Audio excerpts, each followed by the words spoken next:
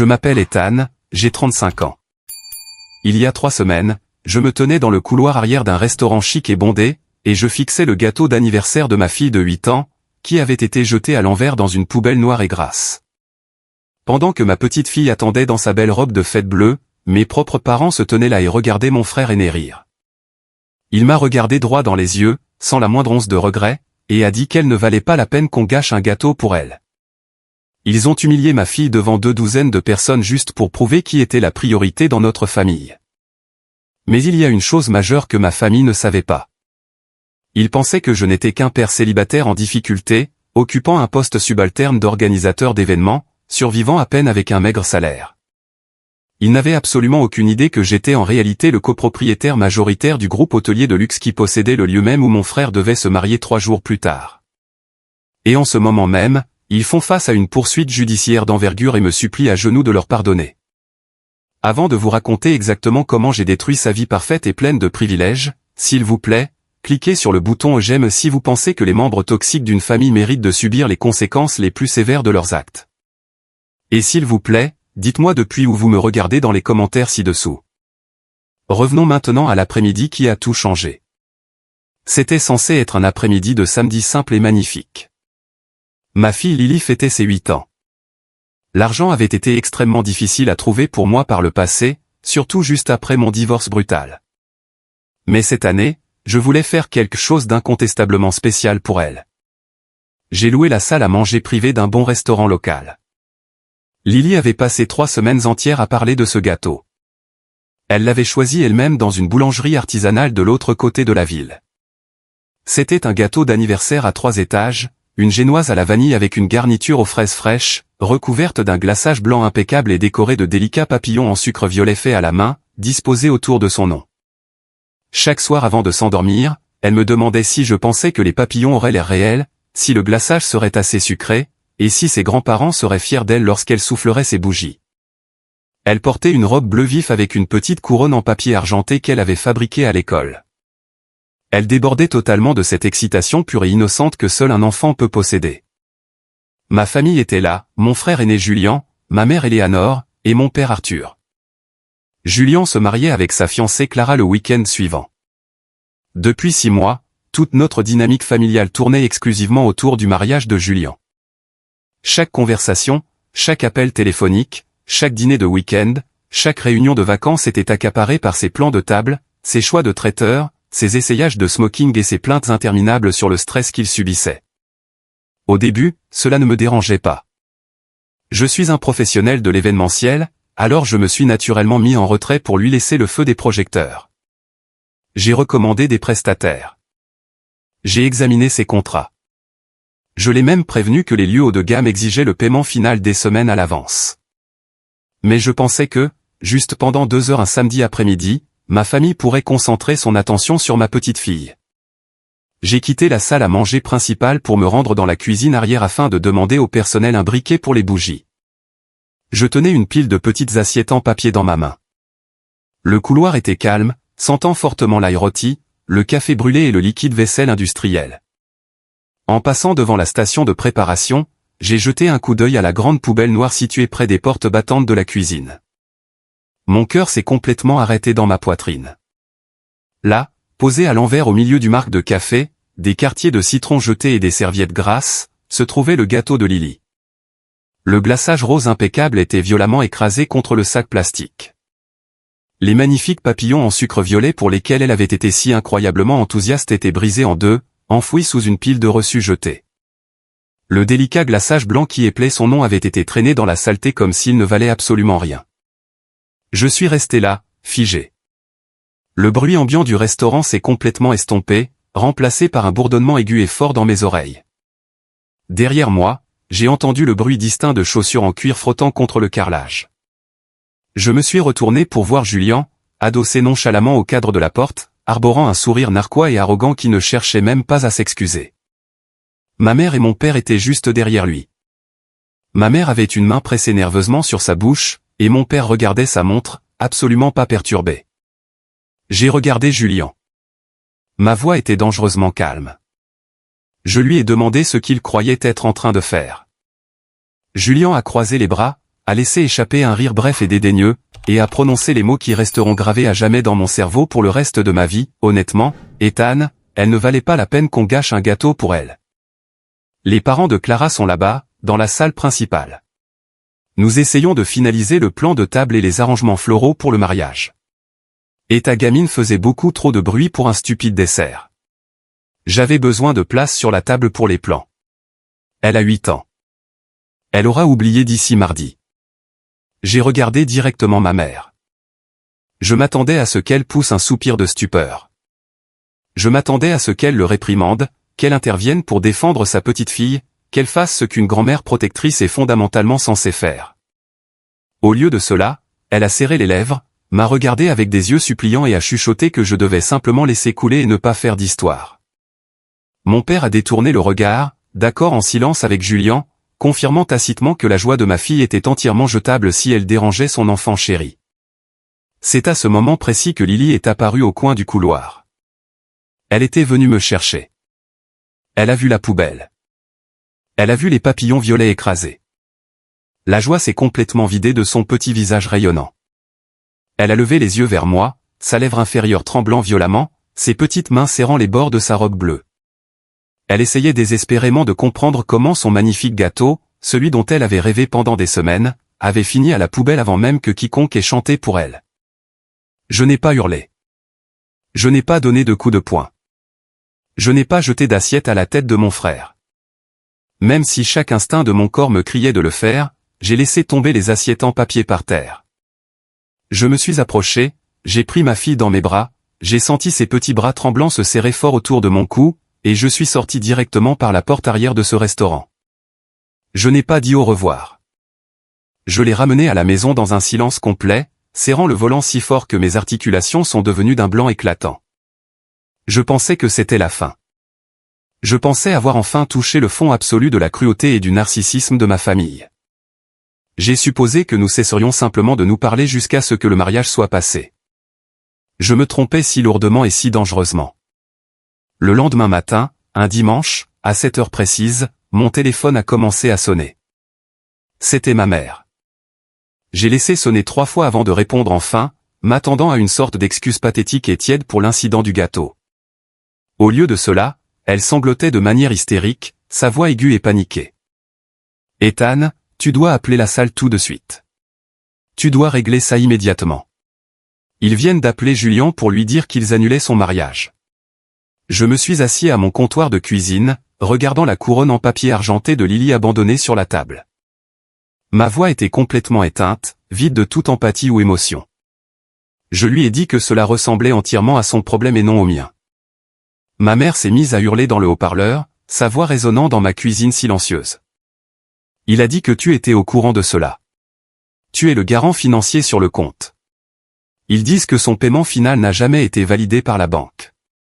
Et parce que le nom de ton entreprise est sur le dossier, ils ont besoin de ton autorisation directe pour prolonger la date limite de paiement.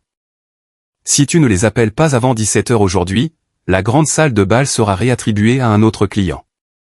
Tu es en train de détruire la vie de ton frère pour une stupide rancune. J'ai raccroché le téléphone sans dire un mot de plus.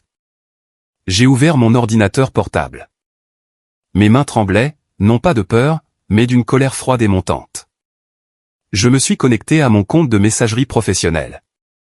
Il y avait un message urgent à haute priorité dans ma boîte de réception, provenant du service de facturation et de conformité du grand hôtel où Julian organisait sa réception. L'objet disait en lettres rouges grasses, dernier avis concernant la réservation de mariage Reynolds at. Signature du garant requise. J'ai ouvert le document PDF joint. Mon estomac est tombé dans un gouffre sans fond. J'ai lu le document 2 fois parce que mon cerveau refusait tout simplement d'assimiler l'audace pure de ce que mes yeux voyaient. C'était un contrat standard de responsabilité d'entreprise et de garantie financière. Mais là, tout en bas de la 2e page, se trouvait le nom légalement contraignant de mon entreprise, mon numéro d'identification fiscale d'entreprise hautement confidentielle, mon ancien numéro de téléphone de bureau. Et une signature scannée qui ressemblait de manière remarquable et terrifiante à la mienne. La salle ne me demandait pas simplement d'intervenir pour l'aider. Selon leurs dossiers financiers officiels, mon compte professionnel d'entreprise avait été légalement engagé pour garantir la massive réservation de mariage de Julian et Clara. Julien n'avait pas seulement jeté le gâteau d'anniversaire de ma fille. Il avait franchi une ligne rouge légale majeure. Il avait commis une fraude électronique grave, falsifié ma signature et lié toute la réputation de mon entreprise à une dette de mariage de 35 000 $. Et il s'attendait pleinement à ce que j'avale l'affront et que je le couvre. Pour comprendre véritablement l'arrogance stupéfiante de ce que Julien venait de faire, il faut comprendre la dynamique profondément toxique qui avait empoisonné notre famille pendant des décennies. Julien a toujours été l'enfant chéri.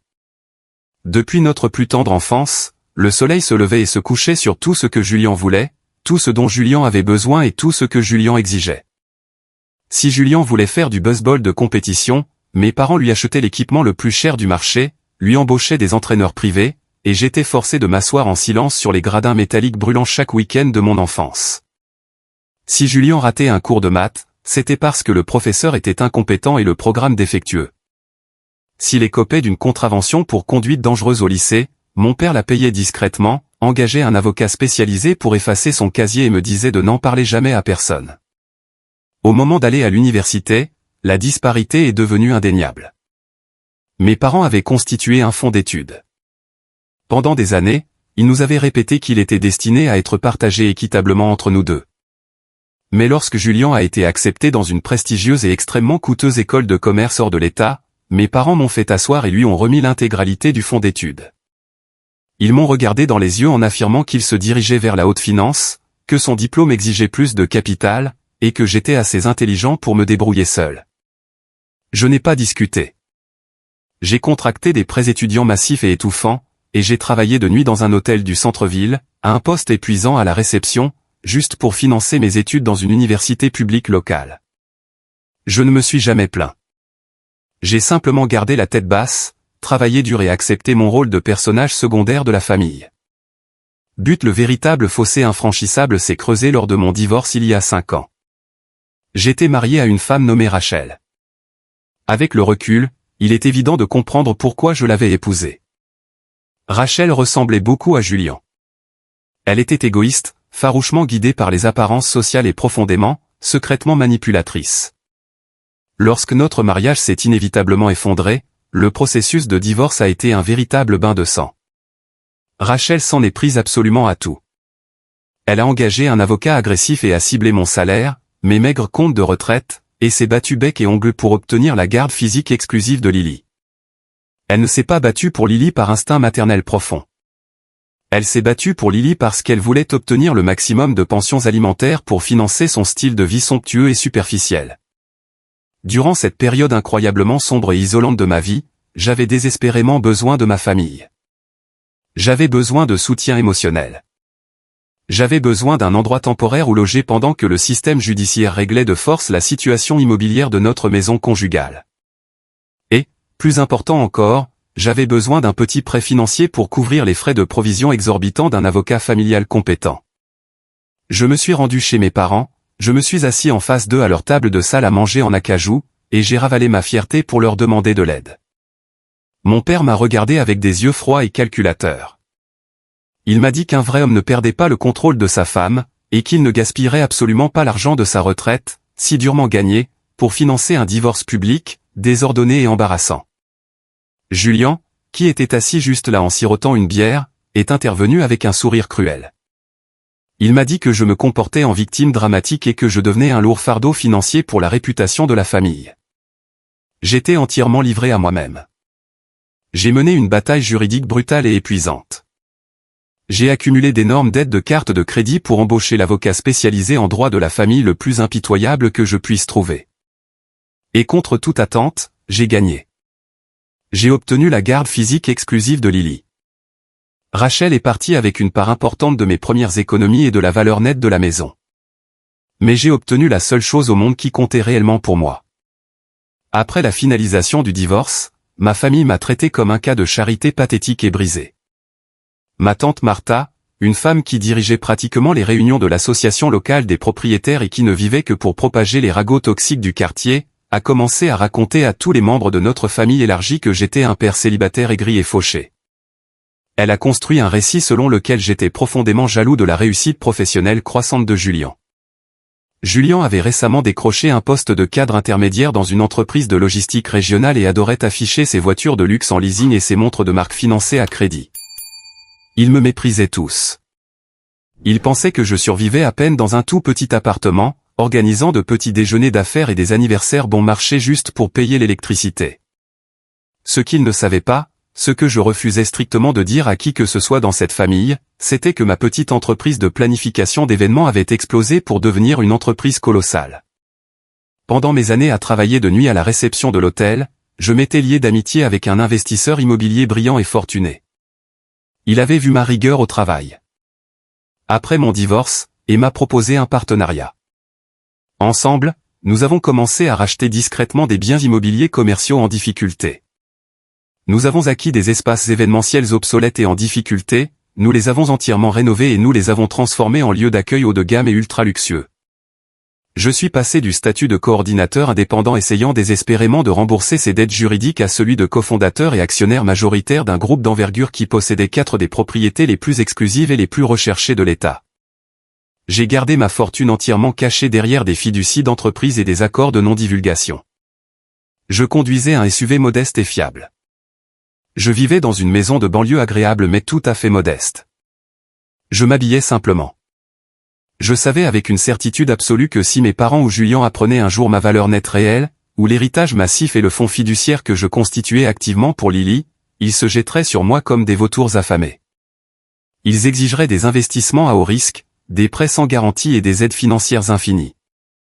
Ils essaieraient de manipuler ma fille pour accéder à mes comptes bancaires. Je voulais la paix. Je voulais simplement élever ma fille dans un environnement calme et sûr, complètement à l'abri de leurs sentiments de supériorité toxique.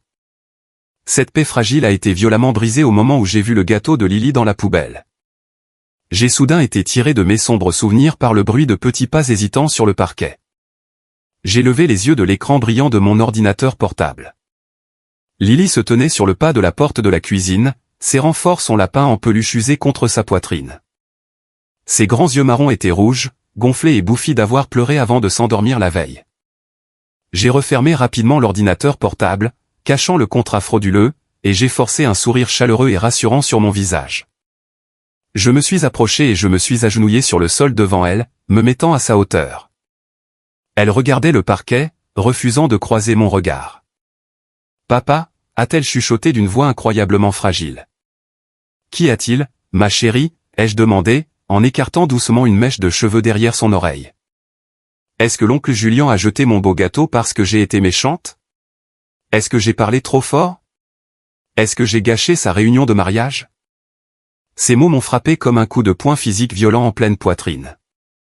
L'innocence pure de sa voix, le fait dévastateur que la cruauté implacable de ma famille ait réussi à faire douter cette petite fille si douce, gentille et parfaitement élevée de sa propre valeur. Cela a allumé une rage protectrice brûlante dans ma poitrine, une colère que je n'avais encore jamais ressentie auparavant. J'ai pris ses 2 petites mains dans les miennes. Je les regardai droit dans les yeux, m'assurant qu'elles ressentent la conviction absolue de mon âme. Lily, écoute-moi très attentivement. Tu es parfaite. Tu n'as absolument rien fait de mal. Tu es la meilleure chose qui me soit jamais arrivée. Parfois, les au-delà des adultes sont profondément brisés à l'intérieur. Ils ont des sentiments laids et méchants, et ils essaient de rabaisser les autres pour faire semblant d'être grands. L'oncle Julien est un homme très petit, très triste. Et je te promets, de tout mon être, que plus personne ne te traitera jamais ainsi. Tu as compris? Elle a hoché la tête lentement, un peu du lourd fardeau quittant ses petites épaules, un léger soupir de soulagement envahissant son visage.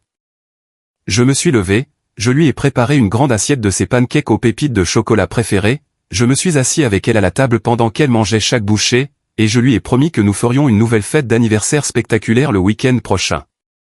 Avec le plus grand gâteau qu'elle ait jamais vu. Une fois qu'elle a été confortablement installée dans le salon à regarder ses dessins animés du matin, je suis retourné dans mon bureau et j'ai verrouillé la lourde porte en chêne derrière moi. Le frère patient et pardonneur était mort. Le père protecteur, l'homme d'affaires impitoyable, était pleinement réveillé. J'ai rouvert le contrat falsifié sur mon écran.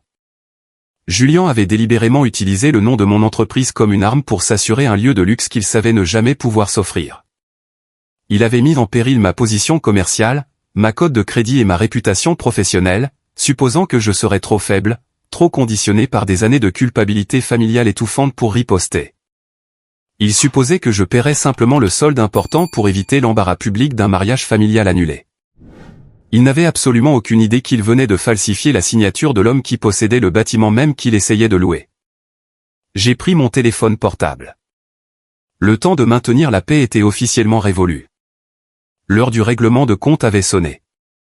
J'ai composé la ligne directe et non répertoriée de Sarah, la responsable principale des événements d'entreprise sur place.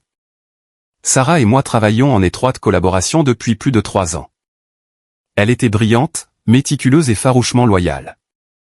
Elle savait que j'étais le propriétaire principal du groupe immobilier, mais conformément à mes instructions juridiques extrêmement strictes, elle maintenait une confidentialité absolue vis-à-vis du grand public et des clients arrogants comme mon frère Julien. La propriété était gérée par une fiducie d'entreprise anonyme basée hors de l'État. Sarah a répondu à la deuxième sonnerie, d'une voix nette et professionnelle. Ethan, bonjour. J'ai vu votre numéro.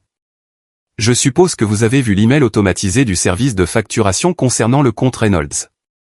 Je l'ai vu, Sarah, ai-je dit, gardant ma voix parfaitement neutre, contenant la rage qui bouillait en moi. Ouvre le dossier principal du mariage de Julien. Explique-moi, étape par douloureuse étape, comment mon entreprise a été illégalement rattachée comme garante financière de son événement. Je pouvais l'entendre taper rapidement sur son clavier, naviguant dans le logiciel de gestion. Julien est venu au bureau il y a 2 semaines pour finaliser le menu de traiteur haut de gamme et les coûteuses améliorations de l'éclairage de la salle de bal. Sa carte de crédit personnel a été refusée pour le solde final de $35 000. Il a fait une petite colère, m'a dit qu'il y avait une erreur bancaire et que ses fonds étaient bloqués dans des investissements. Puis il a apporté un formulaire de garantie commerciale. Il a déclaré explicitement que son frère Ethan était son coordinateur d'événements principal et qu'il soutenait officiellement le contrat via son compte d'entreprise. Il a fourni votre identifiant fiscal d'entreprise exact, une copie physique de votre contrat de prestation standard et le formulaire d'autorisation signé. Comme je sais qu'il est votre frère biologique, et parce que la signature correspondait parfaitement au dossier principal, le service de facturation a validé le dossier pour réserver la date. Mon sang s'est complètement glacé dans mes veines. Des mois auparavant, Julien m'avait demandé des conseils pour traiter avec les fleuristes et les traiteurs. Je lui avais envoyé un modèle de contrat de prestation vierge par email, simplement pour lui montrer à quoi ressemblaient les termes juridiques standards afin qu'il ne se fasse pas escroquer par des entrepreneurs malhonnêtes. Il avait délibérément pris ce document, volé mon identifiant fiscal d'entreprise hautement confidentiel dans l'entête, copié numériquement ma signature et l'avait tracé sur le formulaire de responsabilité de la salle. Sarah, ai-je dit, ma voix devenant dure comme de l'acier trempé. Écoute-moi très attentivement. Je n'ai pas signé ce formulaire. Je n'ai pas autorisé cette garantie financière. Il a falsifié ma signature. Il a commis une fraude. Il y eut un lourd silence de stupeur à l'autre bout du fil. Sarah était une professionnelle chevronnée qui avait vu sa part de drame de mariage, mais cela entrait dans le domaine criminel. Elle a immédiatement saisi la gravité juridique de la situation. Ethan, mon Dieu, c'est une fraude électronique majeure. Voulez-vous que je résilie le contrat et que j'annule l'événement dès maintenant? Je peux demander à la sécurité de verrouiller la salle de bal. Pas encore, ai-je dit, un plan froid et calculateur se dessinant dans mon esprit. Suis la procédure standard de l'entreprise à la lettre. Envoie-lui un avis formel de défaut de paiement. Dis-lui que le garant d'entreprise a officiellement signalé la signature comme frauduleuse. Dis-lui qu'il a exactement jusqu'à demain soir, 17 h, pour payer l'intégralité du solde par virement bancaire direct, sous peine de nullité absolue du contrat. La salle de bal sera libérée et la police sera immédiatement informée de la fraude. Ne lui dis sous aucun prétexte que tu m'as parlé. Laisse-le paniquer dans l'ombre. Compris, monsieur, a dit Sarah, son ton devenant strictement professionnel. J'ai raccroché le téléphone. À peine 20 minutes plus tard, le crissement agressif de pneus a retenti dans mon allée. J'ai regardé par la fenêtre de devant et j'ai vu la BMW en leasing et hors de prix de Julien garée en diagonale derrière mon SUV, me bloquant le passage. Julien a remonté précipitamment mon allée en béton. Son visage était rouge de panique et de colère. Il était suivi de près par mon père et ma mère, tous deux l'air extrêmement agités. Ils n'ont même pas pris la peine de sonner. Julien a commencé à frapper à grands coups de poing sur ma lourde porte d'entrée en bois, faisant trembler les gonds. J'ai déverrouillé le loquet et j'ai ouvert la porte, me tenant droit dans l'encadrement, ma présence physique les empêchant de faire le moindre pas à l'intérieur de chez moi. Le visage de Julien s'est contracté de rage. « Qu'est-ce que tu as foutu, Ethan ?» a-t-il aboyé, pointant un doigt tremblant directement vers ma poitrine. La salle vient de m'envoyer un email. Il sent que le formulaire de garantie a été signalé comme frauduleux. Est-ce que tu les as appelés pour annuler ma garantie? Tu es devenu fou. Je n'ai rien annulé du tout, ai-je dit froidement, le fixant du regard. Je leur ai simplement dit la vérité absolue, que je n'avais jamais signé ce papier. Mon père a fait un pas en avant, gonflant le torse, tentant d'utiliser ces vieilles tactiques d'intimidation autoritaire et usées pour me forcer à me soumettre. Ethan, ce comportement est tout à fait inacceptable. Tu te comportes comme un enfant gâté et vindicatif pour une stupide part de gâteau. Ton frère se marie dans 3 jours. As-tu la moindre idée des sommes qui ont déjà été dépensées? Tu vas décrocher ce téléphone, rappeler cette salle immédiatement, confirmer que la signature est la tienne, et régler le paiement. Nous sommes une famille. On ne fait pas ça à son propre sang. J'ai regardé mon père, sentant une vague de dégoût me soulever le cœur. Une famille? Il a commis une fraude financière. Il a falsifié ma signature sur un contrat d'entreprise juridiquement contraignant de 35 000 $. C'est un délit pénal, papa. C'est un criminel. Julien a ricané bruyamment, agitant la main comme si j'étais ridicule et mélodramatique. Oh, calme-toi, Ethan. Arrête de pleurnicher.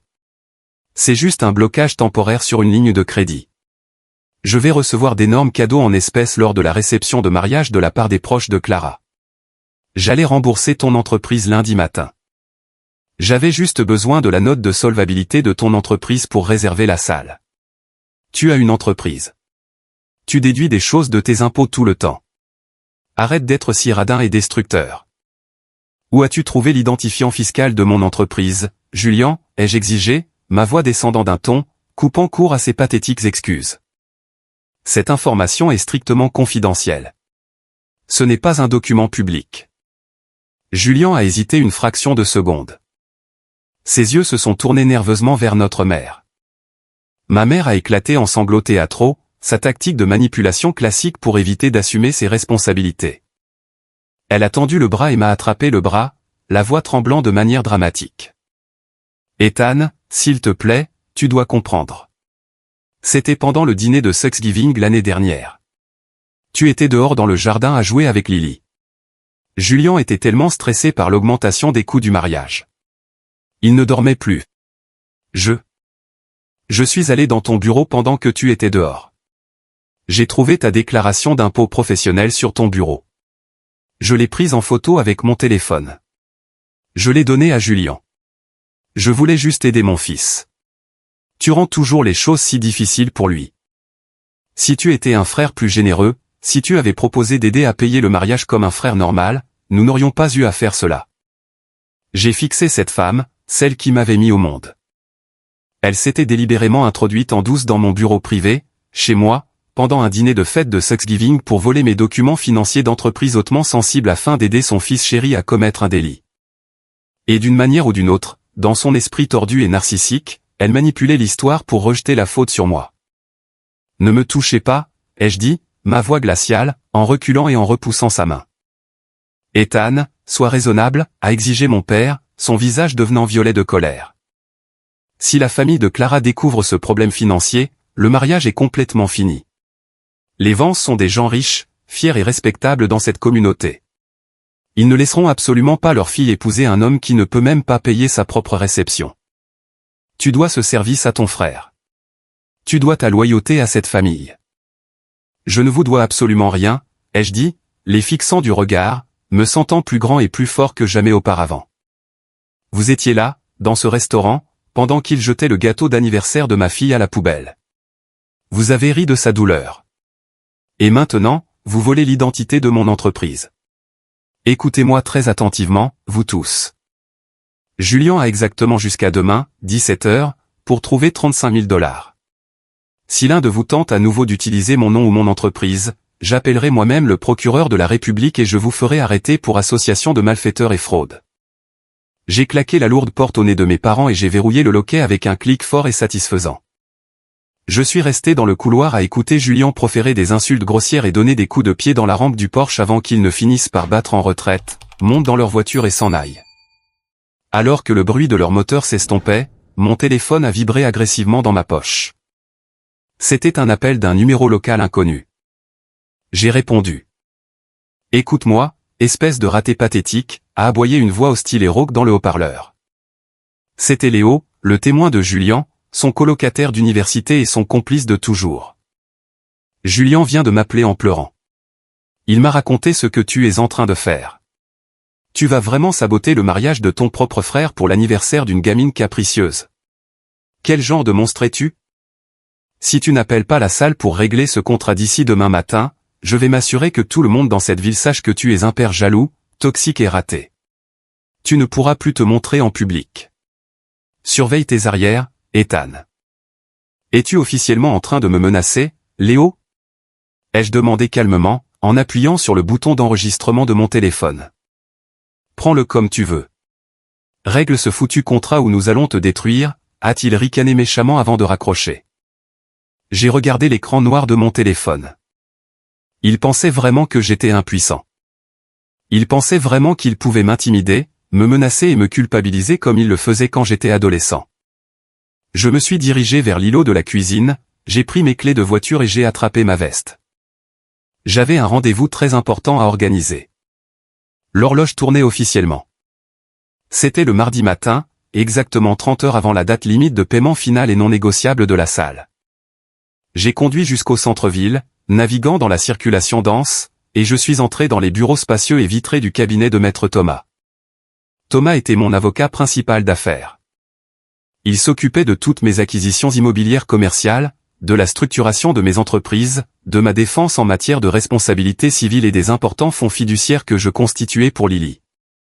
C'était un véritable requin dans un costume italien parfaitement ajusté, et il était la seule personne en dehors de mon associé à connaître l'étendue impressionnante de mes actifs financiers. J'ai été introduit dans son bureau immédiatement. Je me suis assis dans le lourd fauteuil en cuir en face de lui et j'ai fait glisser silencieusement sur son grand bureau en acajou les emails imprimés de la salle, le contrat frauduleux et une clé USB contenant les enregistrements des appels téléphoniques. Thomas a ajusté ses lunettes coûteuses et a lu les documents dans un silence complet. Ses yeux ont examiné la signature falsifiée. Lorsqu'il a eu fini sa lecture, et a levé les yeux vers moi, son expression parfaitement neutre et professionnelle. C'est une contrefaçon très propre, Ethan. Pour l'œil non averti d'un commis à la facturation, elle passe tout à fait. Mais légalement, c'est un cas d'école de fraude électronique, d'usurpation d'identité d'entreprise et de malversation financière. Avec la menace enregistrée du témoin, cela s'apparente à de l'extorsion. Si nous transmettons ces preuves physiques au bureau du procureur, ton frère risque une peine de prison ferme sérieuse. Les amendes à elles seules le ruineraient. Qu'est-ce que tu veux faire exactement? Je ne veux pas l'envoyer en prison, ai-je dit doucement, regardant par la grande baille vitrée le paysage urbain en contrebas. Non pas parce que je me soucie de sa liberté, mais parce que Lily n'a pas besoin du traumatisme psychologique profond de voir son oncle aller en prison, associé à ses souvenirs d'enfance. Je veux un dossier juridique en béton et inattaquable. Je veux qu'une mise en demeure formelle soit prête à être signifiée. Je veux un document juridiquement contraignant stipulant qu'il assume l'entière responsabilité de toutes les dettes contractées auprès de la salle. Et je veux une ordonnance de protection complète lui interdisant, ainsi qu'à mes parents et à ses amis, de s'approcher à moins de 150 mètres de moi, de ma maison, de mes bureaux ou de ma fille. Thomas a hoché la tête lentement, son stylo courant sur son bloc-notes juridique. Je peux faire rédiger cela par mes juristes avant midi aujourd'hui. Mais Ethan, je veux que tu comprennes bien une chose, une fois que tu auras lancé cette procédure, ta relation avec toute ta famille biologique sera définitivement et irrévocablement terminée. Il n'y a absolument aucun retour en arrière possible après avoir signifié une ordonnance d'interdiction à tes parents.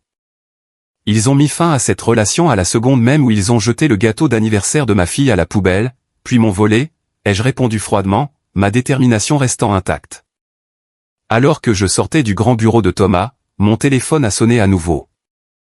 J'ai regardé le numéro et j'ai ressenti une soudaine décharge d'adrénaline. C'était Rachel, mon ex-femme. Elle ne m'appelait que très rarement, sauf pour exiger agressivement plus d'argent pour des activités extrascolaires auxquelles elle n'inscrivait jamais Lily, ou pour se plaindre du calendrier des pensions. J'ai rapidement appuyé sur le bouton d'enregistrement de mon application et j'ai répondu. « Bonjour Rachel », ai-je dit d'une voix calme et sur mes gardes. « Ethan, qu'est-ce qui ne tourne pas rond dans ta tête ?» Sa voix était aiguë, perçante et dégoulinante de condescendance venimeuse. « Julian vient de m'appeler. Il est en larmes.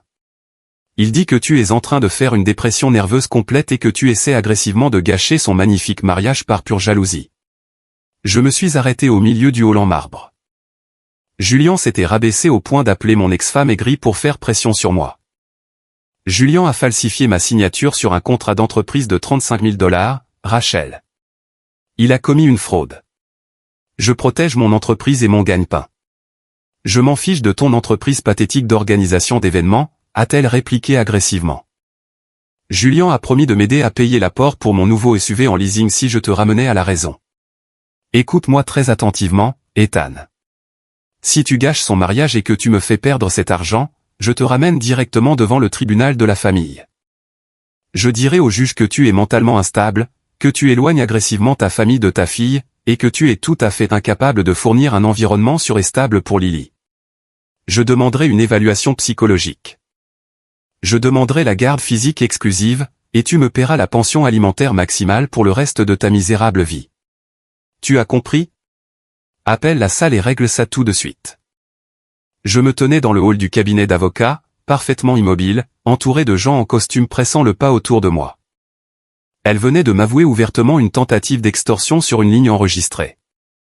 Elle utilisait la garde de ma fille comme monnaie d'échange pour obtenir un leasing automobile financé par les promesses financières désespérées et vides de mon frère. Rachel, ai-je dit, ma voix totalement exempte de colère, purement clinique et d'un calme terrifiant. Tu viens de me menacer explicitement d'un procès malveillant pour la garde de notre fille en échange d'une compensation financière de la part d'un tiers. J'ai enregistré l'intégralité de cet appel téléphonique via une application légale. Si jamais, pour le reste de ta vie, tu prononces à nouveau le nom de Lily dans une menace contre moi, mon avocat déposera cet enregistrement exact devant le juge du tribunal de la famille avant même que tu n'aies le temps de scier. Je demanderai agressivement la suppression définitive de tes droits de visite pour manipulation psychologique et extorsion.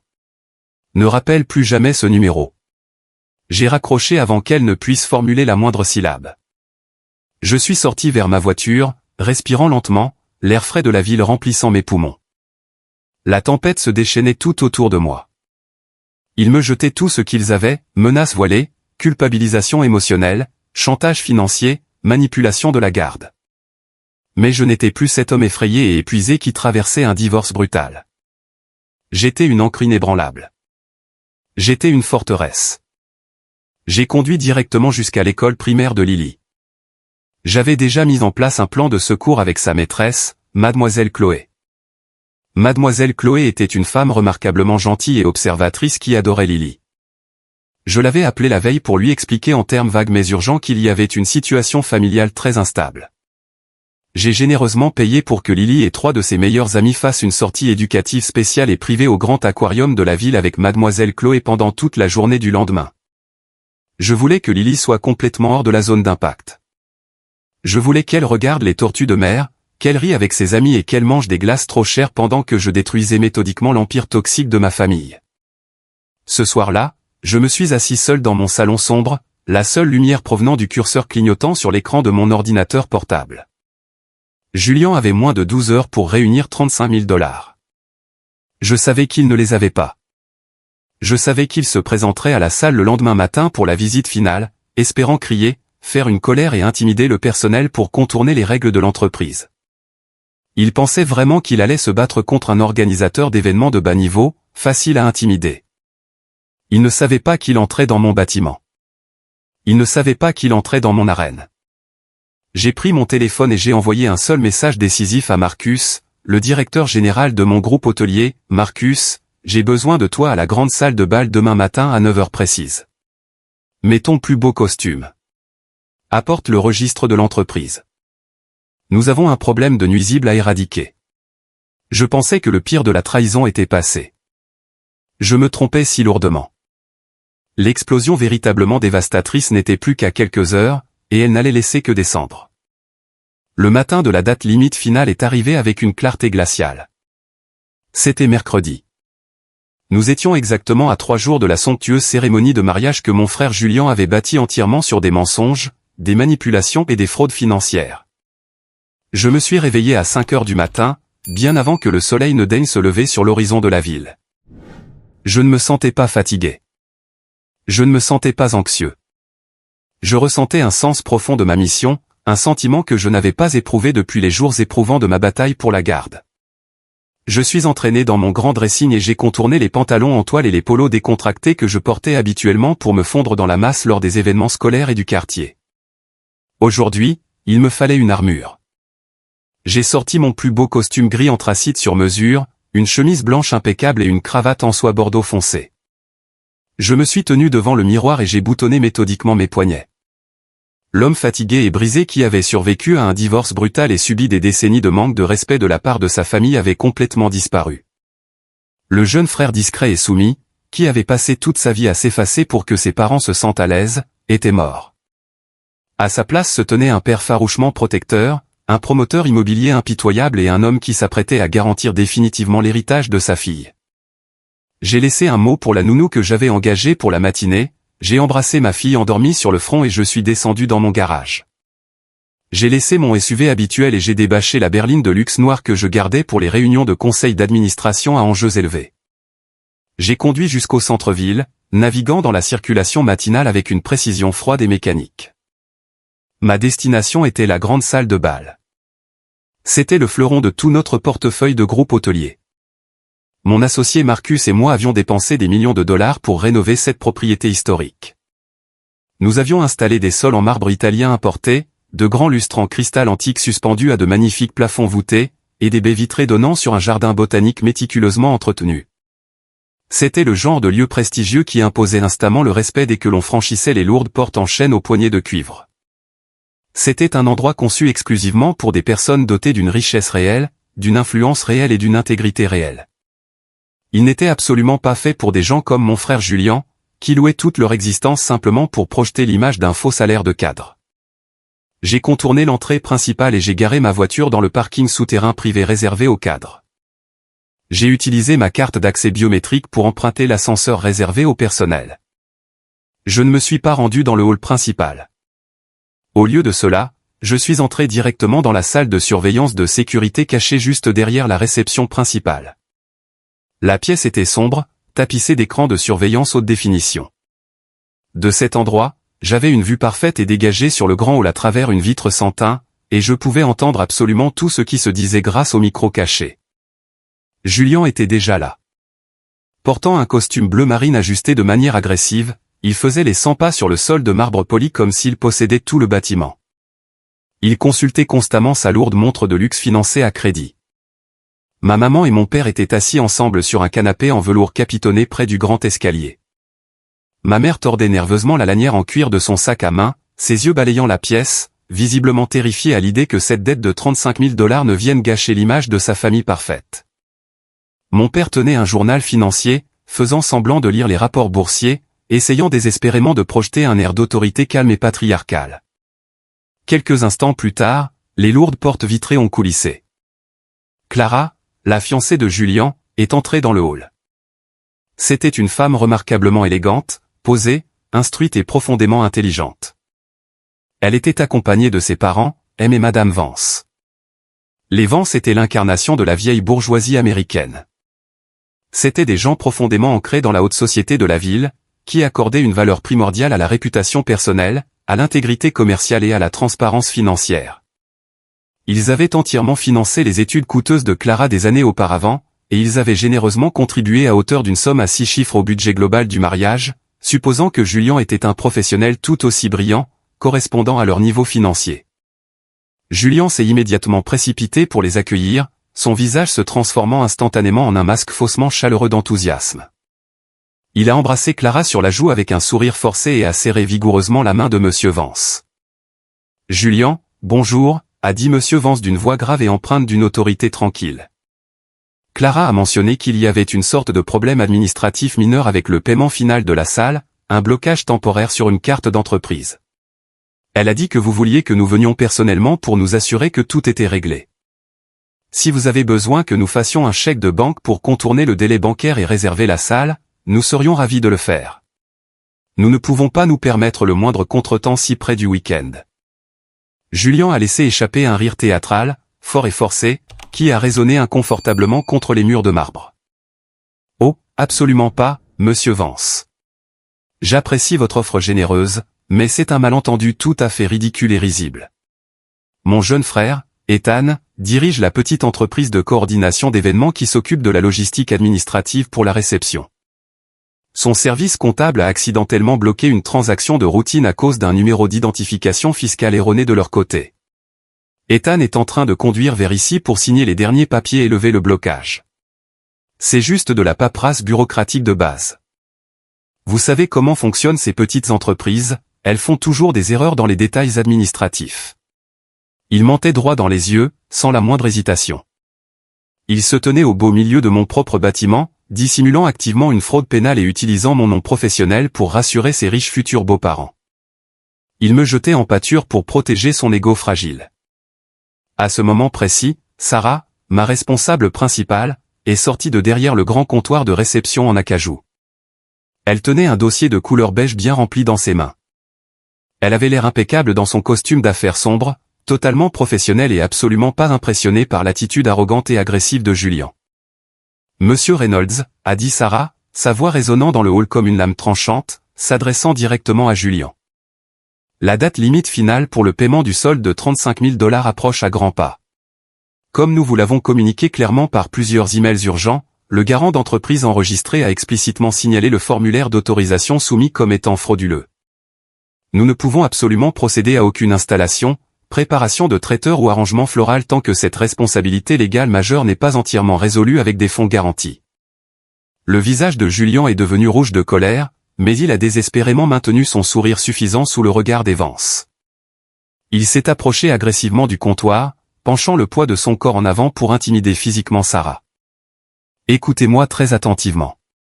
Je viens de dire à mon futur beau-père que mon frère Ethan était en route. Il a fait une erreur stupide. Ce n'est qu'un organisateur d'événements amateurs. Il s'embrouille facilement avec la paperasse administrative complexe. Vous n'allez absolument pas gâcher mon mariage coûteux pour une simple erreur administrative. Avez-vous la moindre idée du volume d'affaires que j'apporte à cette ville? Je ferai en sorte que vous soyez licencié d'ici demain matin.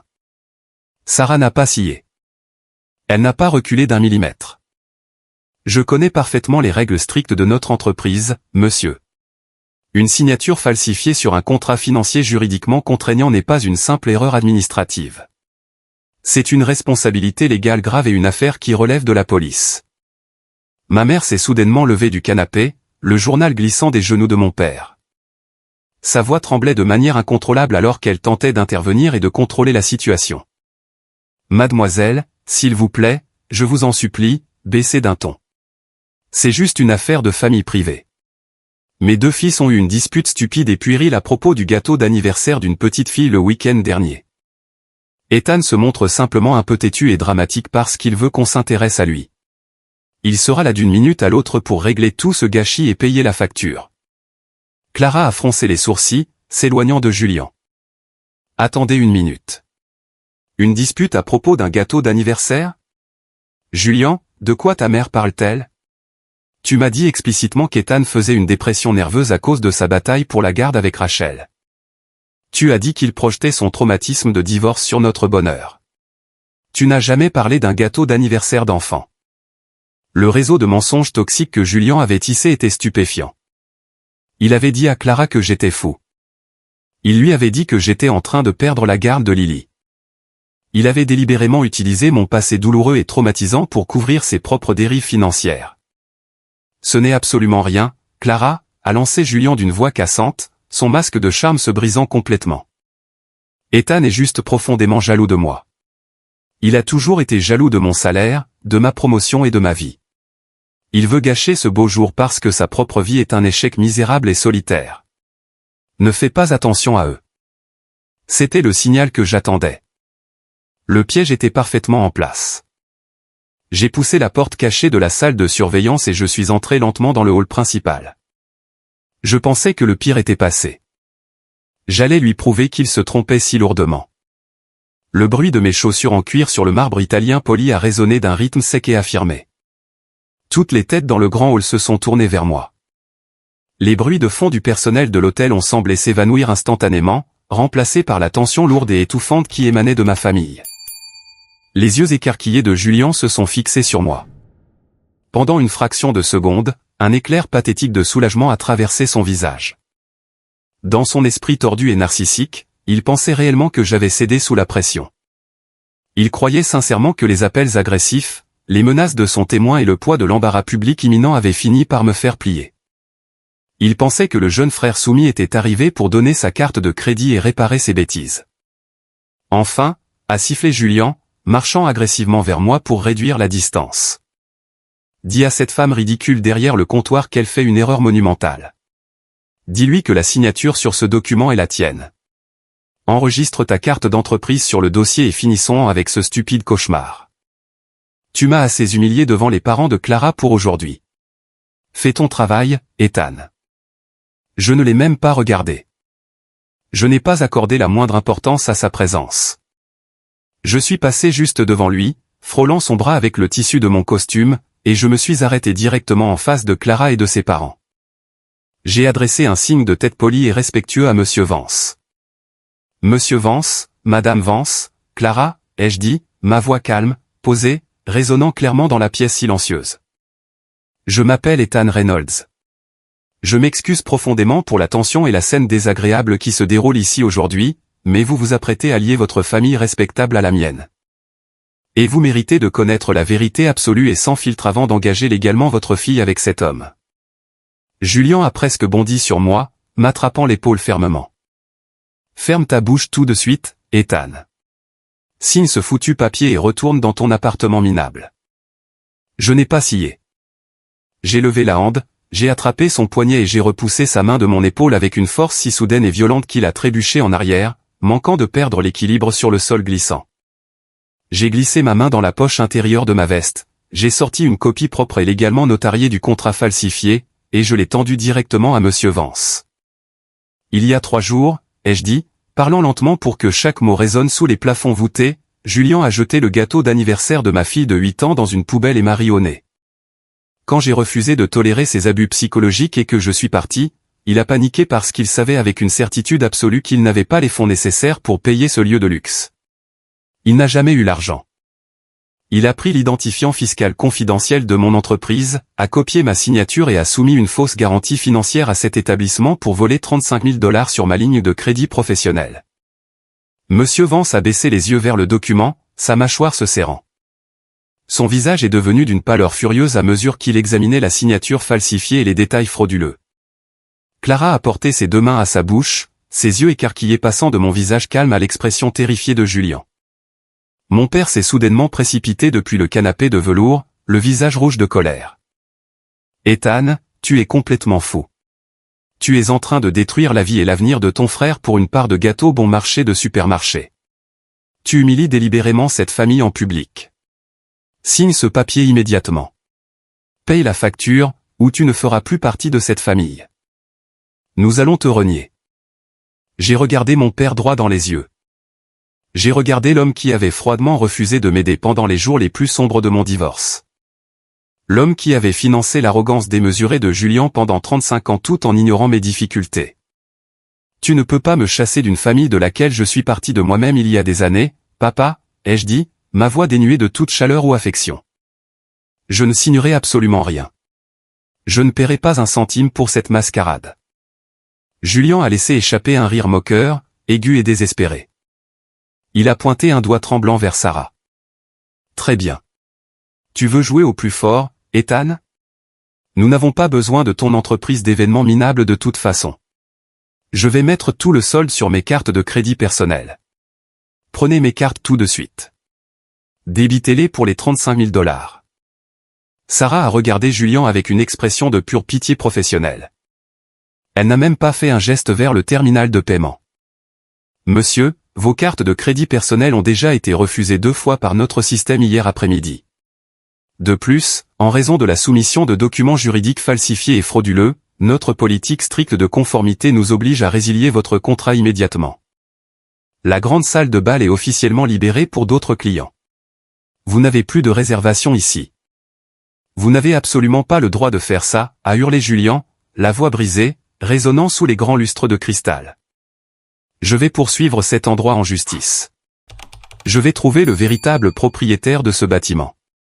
Je vais vous faire licencier et je vais ruiner cet hôtel. Vous ne savez pas à qui vous vous attaquez. J'ai regardé Sarah. Elle m'a adressé un léger signe de tête. Le piège était sur le point de se refermer définitivement.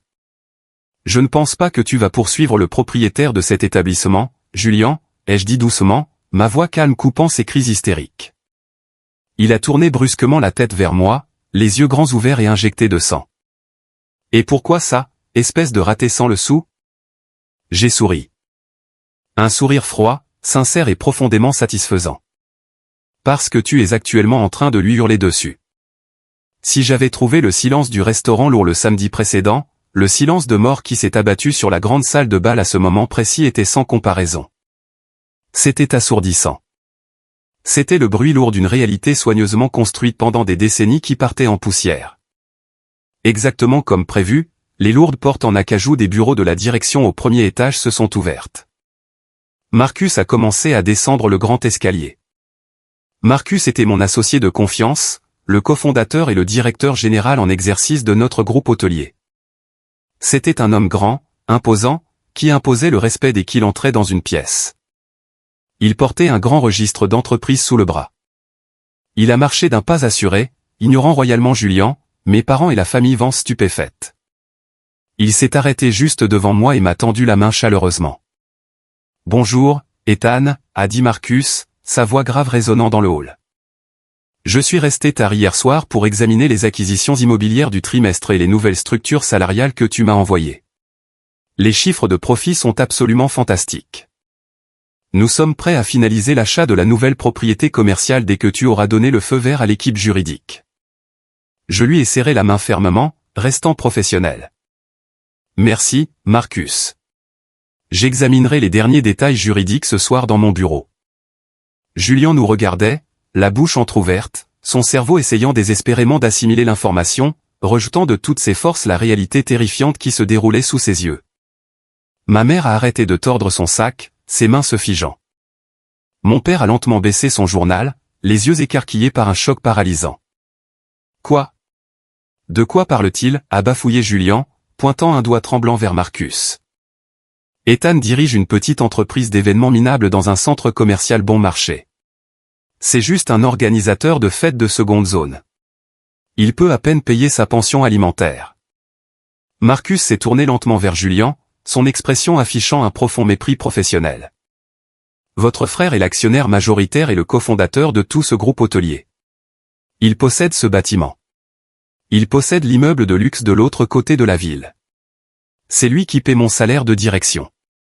C'est l'un des promoteurs immobiliers commerciaux les plus riches et les plus prospères de toute cette région. Les mots sont tombés comme une masse sur la tête de ma famille.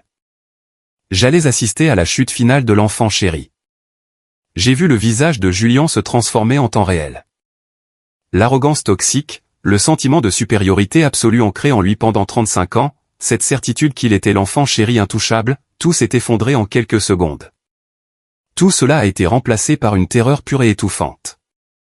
Il a regardé autour de lui, contemplant la salle de bal opulente, les lustres de cristal et les colonnes de marbre, réalisant pour la toute première fois qu'il se tenait au cœur de mon empire. Il avait tenté de voler 35 000 $ à l'homme qui possédait l'établissement. Ma mère a laissé échapper un léger gémissement étouffé. Elle a serré le bras de mon père si fort que ses articulations en sont devenues blanches. Ethan. Tu possèdes vraiment cet endroit? Depuis quand? Pourquoi ne nous as-tu jamais dit que tu avais autant d'argent? Parce que je savais exactement ce que vous feriez, ai-je dit, ma voix froide et détachée. Je savais que vous réclameriez immédiatement votre part. Je savais que vous vous attendriez à ce que je finance le train de vie luxueux de Julien, que je paie ses dettes et que je vous achète une nouvelle maison. J'ai construit tout ce patrimoine pour Lily. J'ai préparé son avenir et ses études à partir de rien pendant que vous nous traitiez tous les deux comme des moins que rien. Et vous l'avez prouvé parfaitement. La première fois que Julien a eu besoin d'argent, vous vous êtes introduit dans mon bureau privé pour voler mes documents fiscaux confidentiels afin de l'aider à commettre un délit. Monsieur Vance a fait un pas en avant, brisant l'atmosphère figée. Son visage affichait une colère froide et aristocratique. Il a regardé Julien comme s'il s'agissait d'un insecte, puis a tourné son regard vers moi. Ethan, êtes-vous en train de me dire que Julien n'a pas les fonds nécessaires pour payer ce mariage? Qu'il a délibérément falsifié votre signature pour obtenir une ligne de crédit de votre propre entreprise sans même savoir que vous en étiez le propriétaire? C'est exactement ce que je vous dis, monsieur Vance, ai-je répondu, maintenant un regard franc. Julien est criblé de dettes de consommation. Ses voitures de luxe sont en leasing et en retard de paiement. Ses montres de marque sont achetées à crédit. Il n'a absolument rien à son nom, si ce n'est un ego démesuré et une longue habitude de la manipulation. Clara a laissé échapper un soupir tremblant et douloureux. Elle s'est approchée lentement de Julien. Elle a regardé l'homme qu'elle était censée épouser dans moins de 72 heures. Julien, regarde-moi. Est-ce que c'est vrai? Tu as falsifié sa signature pour voler de l'argent? Julien paniquait complètement. Les murs invisibles se resserraient sur lui, lui coupant le souffle. Il a tenté de lui prendre les mains, mais elle a reculé brusquement, dégoûtée par son contact. Clara, s'il te plaît, tu dois m'écouter. C'est juste un problème temporaire de trésorerie. La bourse est en baisse en ce moment. J'avais juste besoin d'un prêt rapide pour réserver la salle. Ethan est multimillionnaire. Il aurait pu payer ça discrètement. Il fait ça en public juste pour m'humilier. Il gâche notre beau jour à cause d'un gâteau stupide et sans importance. Les yeux de Clara se sont remplis de larmes, mais c'étaient des larmes de rage brûlante, pas de tristesse. Un gâteau stupide et sans importance. Tu as jeté le gâteau d'anniversaire de ta nièce de 8 ans à la poubelle. Tu m'as menti sur son divorce. Tu m'as dit explicitement que Rachel lui avait pris tout son argent et qu'il était aigri et instable. Tu m'as dit qu'il était fou. Tu n'as cessé de me mentir depuis le premier jour où nous nous sommes rencontrés.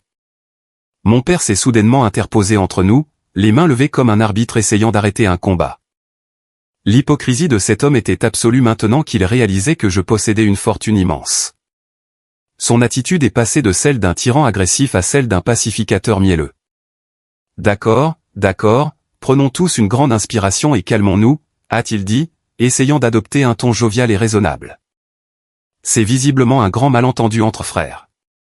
Ethan, mon fils, tu aurais vraiment dû nous parler de ta formidable réussite. Nous sommes tellement fiers de toi. Écoute, puisque tu possèdes le bâtiment, les choses sont très simples. Offre la salle à ton frère comme cadeau de mariage. Cela ne te coûtera pas un centime et nous pourrons préserver l'unité de notre famille. J'ai regardé mon père, ressentant une profonde pitié pour cet homme pathétique. Il croyait sincèrement qu'une grande fortune effaçait des décennies de maltraitance psychologique. Il s'imaginait que ma réussite était un bien familial commun qu'il avait le droit de gérer. Vous n'avez pas le droit de m'appeler votre fils, ai-je dit doucement, la fin de phrase résonnant dans le hall. Quand Rachel a essayé de vider mes comptes et de m'enlever ma fille devant le tribunal, vous avez refusé de me prêter le moindre dollar pour un avocat. Vous m'avez dit que j'étais un raté. Vous êtes resté là à regarder Julien détruire le bonheur de ma fille. Vous n'avez pas le droit de vous attribuer ma réussite aujourd'hui parce qu'elle vous arrange financièrement. Je me suis tourné vers Sarah. As-tu les documents juridiques du cabinet de Thomas? Sarah a hoché la tête. Elle a sorti une pile de documents juridiques sur papier filigrané et les a tendus directement à Julien. Qu'est-ce que c'est? A demandé Julien, la voix tremblante alors qu'il regardait l'entête du cabinet d'avocats le plus redoutable de la ville. C'est une mise en demeure formelle et juridiquement contraignante de mes avocats, ai-je expliqué d'une voix ferme. Elle détaille précisément la nature de ta falsification, de ta fraude électronique et de ton usurpation d'identité. Y est joint un avis de responsabilité financière.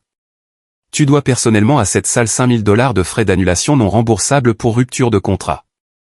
Si cette somme exacte n'est pas versée d'ici demain matin à 9 h, mon équipe juridique transmettra les preuves physiques de ta fraude au procureur de la République. J'ai sorti une deuxième enveloppe plus fine de ma poche et je l'ai tendue à mes parents. Ma mère l'a prise, les mains tremblant violemment, les larmes coulant sur son visage. Et ça, ai-je dit, la regardant dans les yeux, c'est une ordonnance d'interdiction approuvée par un juge de la Cour supérieure. Toi, Papa et Julien avaient l'interdiction légale de vous approcher à moins de 150 mètres de ma maison, de mes bureaux, de l'école de Lily ou de ma fille. Si vous tentez de me contacter, si vous vous présentez à ma porte en pleurant, ou si vous envoyez à nouveau vos amis me menacer au téléphone, je vous ferai arrêter sur le champ. Ce n'est pas une négociation. C'est la fin définitive. Ma mère s'est effondrée sur le canapé de velours, pleurant à chaudes larmes, serrant les documents juridiques contre sa poitrine.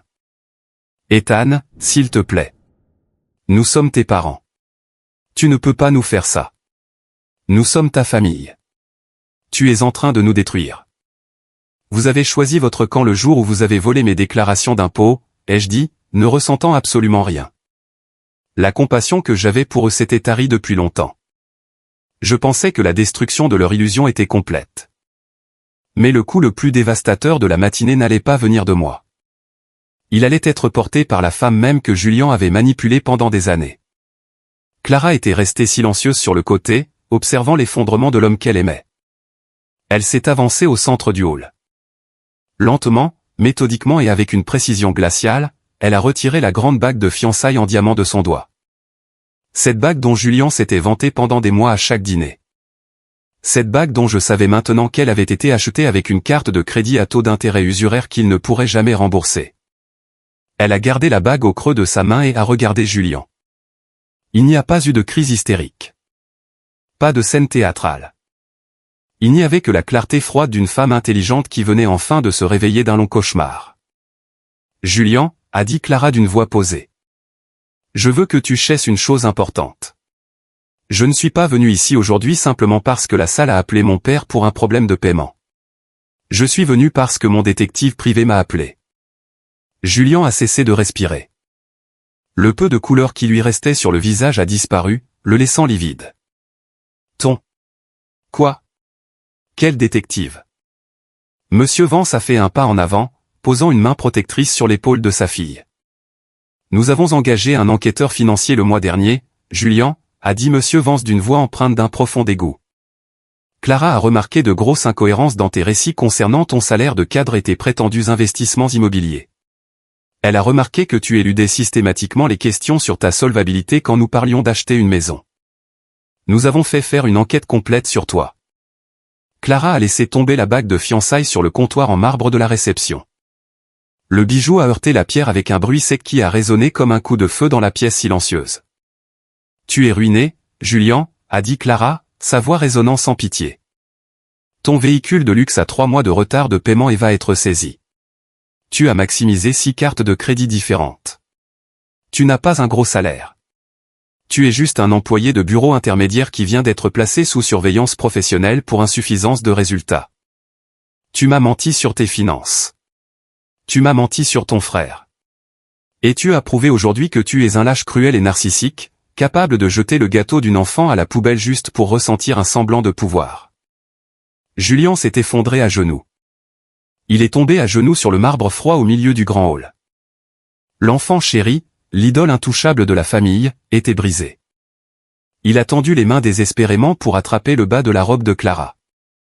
Clara, s'il te plaît, ne me fais pas ça. J'ai fait tout ça pour toi.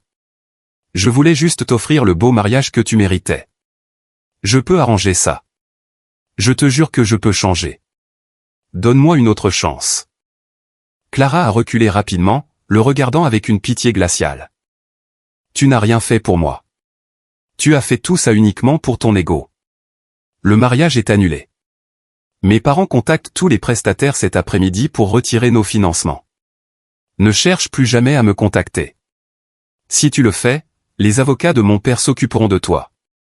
Elle s'est retournée, a pris le bras de son père et s'est dirigée vers la sortie. Madame Vance s'est arrêtée un instant, regardant mes parents toujours assis sur le canapé. Vous avez élevé un monstre, a dit Madame Vance calmement, ses mots chargés de mépris envers ma mère. Et vous méritez chacun des moments de misère qu'il va apporter dans vos vies. Sur ces mots, la famille Vance a franchi les portes vitrées, disparaissant sous le soleil éclatant de la matinée. Le grand hall est retombé dans le silence, troublé seulement par les sanglots de ma mère et la respiration saccadée de Julien au sol. Mon père fixait le mur, paralysé par l'effondrement public de la réputation de sa famille. Je me suis tourné vers Sarah et Marcus. demandez à la sécurité de les escorter hors de la propriété immédiatement, ai-je ordonné d'une voix neutre. S'ils refusent de partir, appelez la police locale. Je ne suis pas resté pour les voir se faire expulser de mon bâtiment. J'ai tourné le dos à mes parents en larmes, à mon frère brisé et à 35 années d'abus psychologiques et de mépris. Je suis sorti par l'accès réservé au personnel, je suis monté dans ma voiture et je suis parti. En m'engageant sur l'autoroute, une sensation étrange et apaisante a envahi tout mon corps. Ce n'était pas un sentiment de triomphe arrogant. Ce n'était même pas de la joie. C'était un soulagement profond et tranquille. Le poids immense que je portais sur mes épaules depuis mon enfance s'était envolé. Je n'avais plus à réparer leurs erreurs. Je n'avais plus à subir leurs insultes. Je n'avais plus à les protéger des conséquences de leurs propres actes. J'étais libre. Un mois entier s'est écoulé depuis cette matinée dans la grande salle de bal. Le temps a une manière particulière et agréable de changer lorsque l'on se libère des liens toxiques. Les nuages sombres qui pesaient sur mon quotidien ont tout simplement disparu. J'ai tenu ma promesse envers Lily. Le week-end suivant, nous avons organisé sa nouvelle fête d'anniversaire dans notre grande maison. J'ai invité sa maîtresse préférée, Mademoiselle Chloé, et toute sa classe. La maison a été remplie de rires d'enfants, de musique joyeuse et d'un bonheur sincère. Au moment du dessert, je n'ai pas apporté un grand gâteau. J'ai apporté 2 grands plateaux d'assortiment de cupcakes artisanaux. Ils étaient décorés d'un glaçage violet brillant et de paillettes argentées comestibles. Lily avait spécifiquement demandé des cupcakes plutôt qu'un grand gâteau avant de souffler ses bougies. Elle m'a regardé, ses grands yeux marrons pétillants de bonheur, et a chuchoté, « Papa, je veux des cupcakes pour que chacun ait sa propre part spéciale, et pour que personne ne puisse jamais tout jeter à la poubelle. » Je l'ai serré fort dans mes bras, retenant mes larmes. « Plus personne ne jettera jamais ton bonheur, Lily, lui ai-je promis en l'embrassant sur la tête. Et seules les personnes gentilles ont le droit d'entrer chez nous désormais. » Cette déclaration simple est devenue ma ligne de conduite. J'ai appris par des biais juridiques ce qu'il était advenu de ma famille. Les retombées ont été désastreuses. L'employeur de Julien a appris les accusations de fraude lorsque Thomas a signifié les documents pour faire saisir ses salaires. Combiné à ses mauvais résultats professionnels, ils l'ont licencié sur le champ. Sans la famille de Clara pour financer son train de vie, sa voiture de luxe a été saisie en pleine nuit par une dépanneuse. Il a été contraint de quitter son appartement coûteux et de retourner vivre dans la petite maison de mes parents. Ruiné, humilié publiquement et totalement vaincu. Ma mère a tenté de violer l'ordonnance d'interdiction une fois. Elle s'est présentée devant la grille de l'école de Lily, pleurant et réclamant de voir sa petite fille pour lui donner un jouet. Le gardien de l'école, que j'avais briefé en lui fournissant les documents officiels, l'a arrêtée à l'entrée. La police a été immédiatement appelée. Elle a passé une nuit humiliante dans une cellule de dégrisement, ce qui l'a enfin convaincu que j'étais tout à fait sérieux.